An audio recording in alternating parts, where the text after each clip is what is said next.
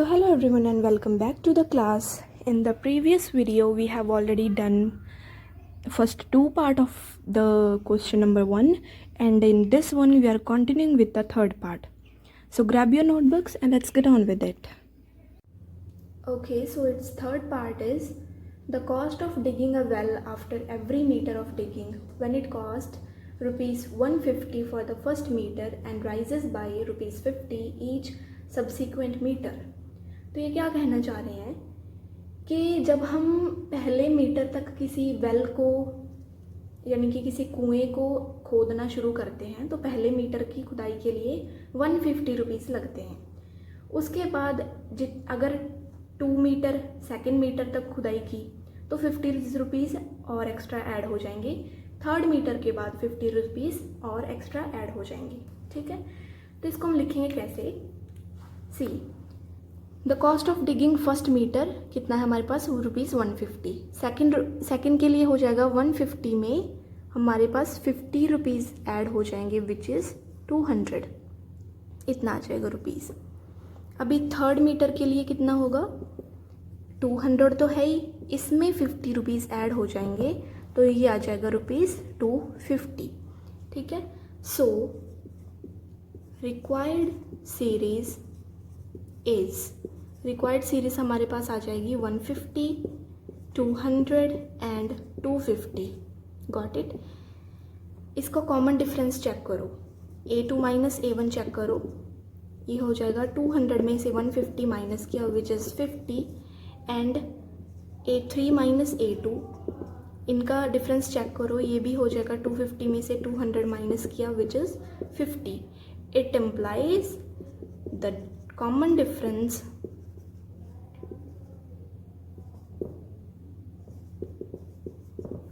is same every time. जो common difference है वो same आ रहा है, that means it is an AP. Got it? Okay, so first question का fourth part is the amount of money in the account every year when rupees 10,000 is deposited at compound interest at 8% per annum. तो इसमें जो हम series बनाएंगे वो किस चीज़ की होगी, अकाउंट में टोटल बैलेंस की एवरी ईयर. Got it. जिसमें हम इनिशियली कितने डिपॉजिट किए थे रुपीज़ 10,000 डिपॉजिट किए थे. ठीक है, तो ये हमारा क्वेश्चन फर्स्ट का फोर्थ पार्ट है. ओके, सो जो इनिशियल अमाउंट होती है हम उसको प्रिंसिपल अमाउंट बोलते हैं, ओरिजिनल अमाउंट कुछ भी बोल सकते हो आप, या प्रिंसिपल अमाउंट बोल सकते हो आप. P लिख लो तो दैट इज़ हमारी है rupees 10,000. Got it. Now compound interest बोला है ना, तो कंपाउंड इंटरेस्ट का फॉर्मूला होता है, तो उसके लिए हमारे पास क्या फॉर्मूला आता है. जो हमारी अमाउंट होती है which is equal to P which is principal amount 1 plus R हमारा रेट होता है upon 100 raise to power T and T here is time. Got it. So अभी हम कैलकुलेट करेंगे for first year.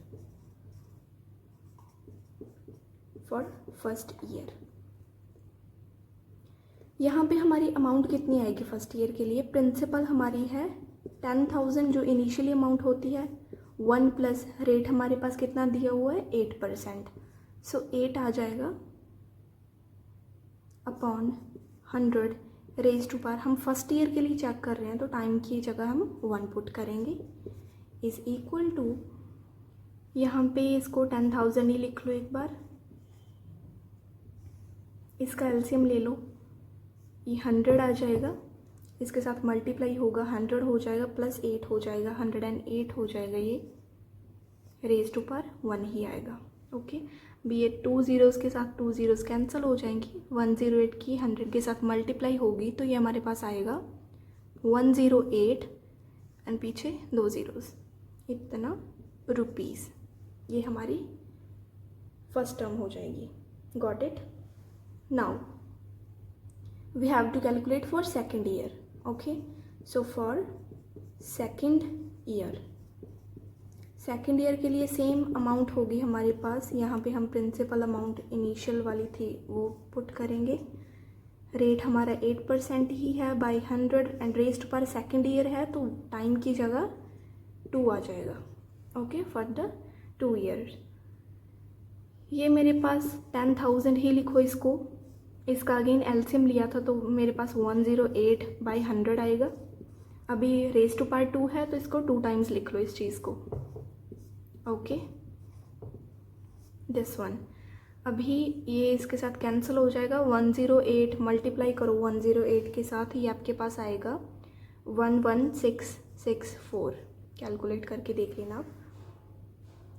Now for the third year. So अभी third year के लिए हमारे पास जो अमाउंट होगी वो सेम 10,000 पुट करेंगे। 1 + 8 बाई 100 आएगा एंड रेज टू पावर 2 की जगह 3 आ जाएगा क्योंकि for the third year. Now same इसको कैलकुलेट करके हमारे पास 108 बाई 100 आया था। कैसे आया था, यहाँ पे 1 लगा लेंगे, एलसीएम 100 आ जाएगा, इसके साथ मल्टीप्लाई होगा 100 होगा प्लस 8 होगा तो 108 आ जाएगा। रेज टू पावर 3 लिख लो या फिर इसको 3 बार लिख लो। 108 बाई 100 इंटू 108 बाई 100। 3 टाइम्स क्यों लिखा है, क्योंकि पावर हमारे पास 3 है। जितनी पावर उतने टाइम्स हो जाता है। ये कैंसिल हो जाएंगे 2 4 zeros इसके साथ। ऊपर इन तीनों की मल्टीप्लाई करो एंड डिवाइड करो इसके साथ। ये आपके पास आंसर आएगा 12,59,712। इतना आएगा 108 इंटू 108 इंटू 108 की मल्टीप्लाई करके। तो नीचे 100 है तो 2 zeros छोड़ के इधर पॉइंट आ जाएगा। ओके, सो ये हमारी आफ्टर थर्ड ईयर अमाउंट होगी। Got it. अभी इनको माइनस करके देख लो। अब ये क्लियरली विजिबल है कि ये जो डिफरेंस आ रहा है वो सेम नहीं आ रहा है। दैट मीन्स ये AP नहीं है हमारे पास। ओके, सो हम इसको लिखें कैसे, आप मेंशन कर सकते हो। इसमें से माइनस करके दिखा दो, A2 माइनस A1 करके दिखा दो, इसको माइनस करके दिखा दो। Got it. सबसे पहले लिखेंगे the required series is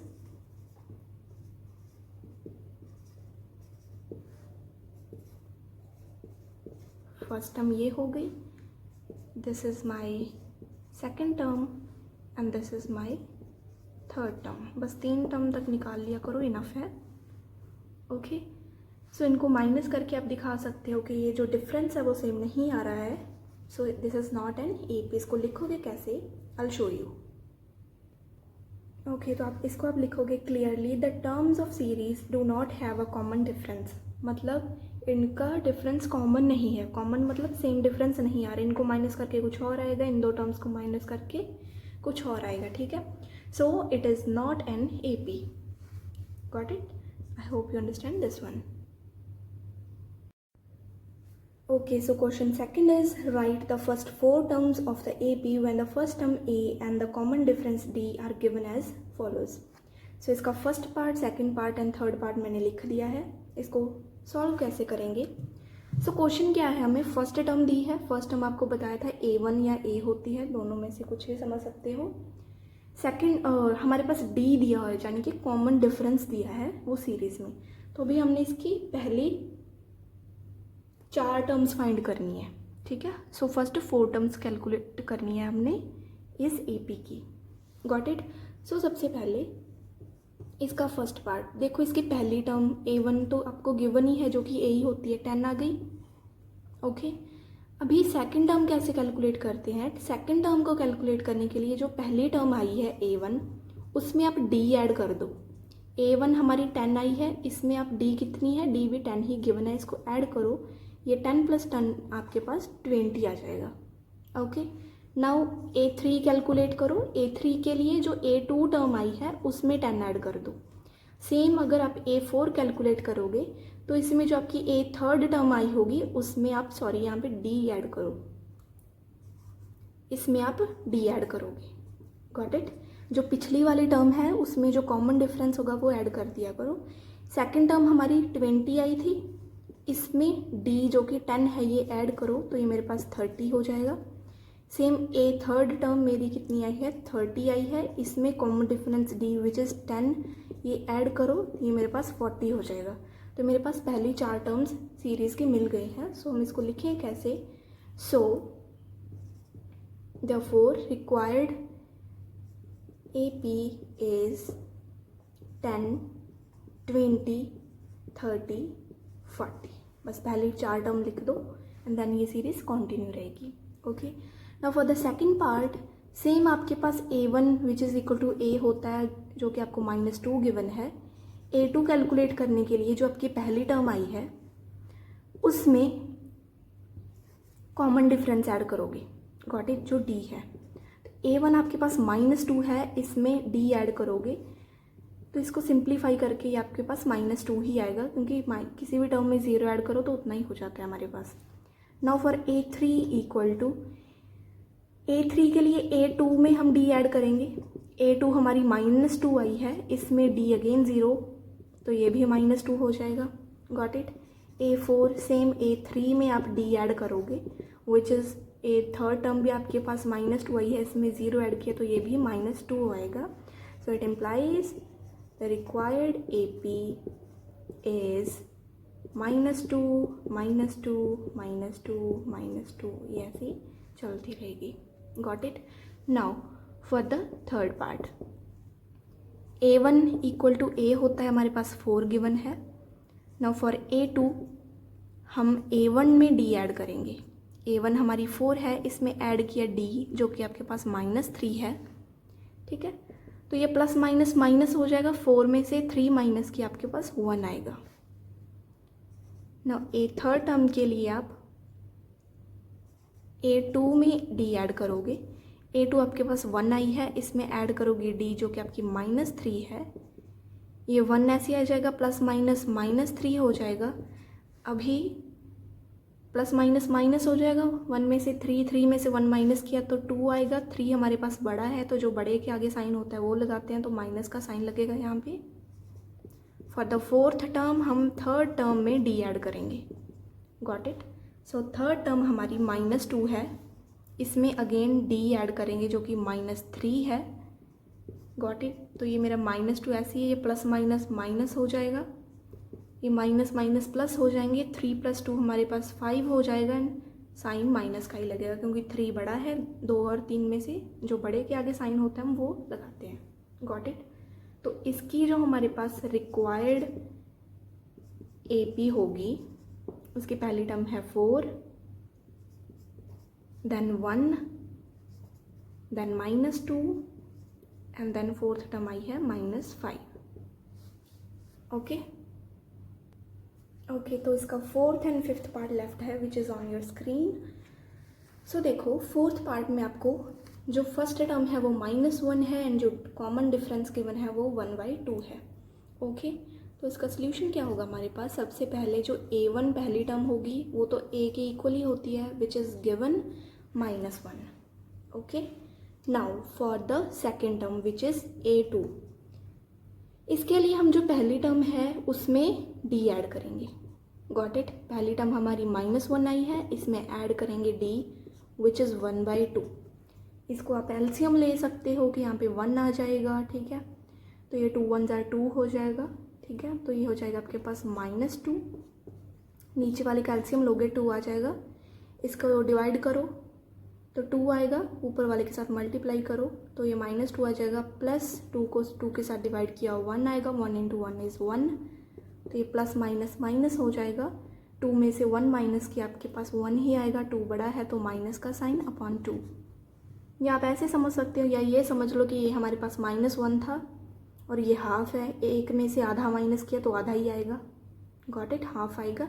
and इसके आगे माइनस का साइन है क्योंकि 1 बड़ा है तो दैट इज़ आंसर में माइनस का साइन है।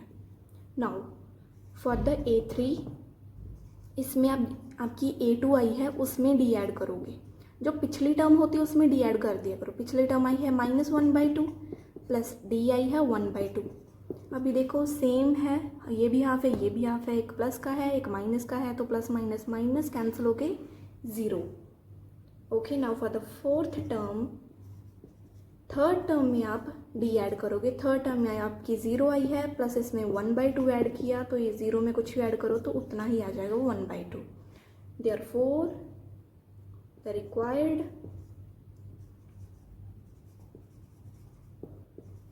AP इज, आपकी पहली टर्म आई है -1, दूसरी टर्म आपके पास आई है -1/2, तीसरी टर्म है 0 एंड फोर्थ टर्म है आपके पास 1/2। ओके, सो ये हमारी AP आ जाएगी।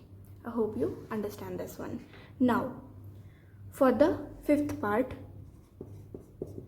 फर्स्ट टर्म जो कि A ही होती है विच इज इक्वल टू -1.25 जो कि आपको गिवन है।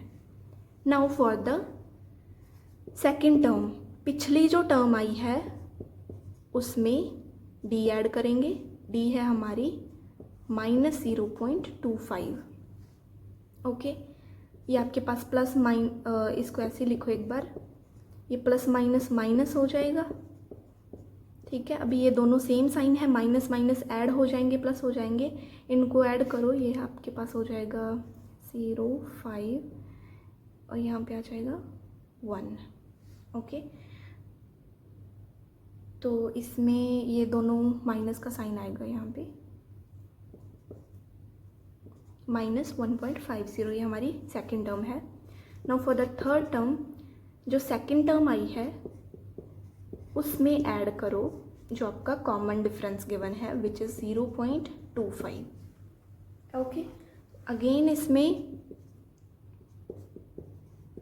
प्लस माइनस माइनस हो जाएगा 0.25 एंड इसको आंसर माइनस में आएगा क्योंकि ये बड़ा है, इसके आगे माइनस का साइन है, तो ये माइनस माइनस प्लस हो जाएंगे, इनको ऐड कर दो, ये आपके पास आ जाएगा 1.75।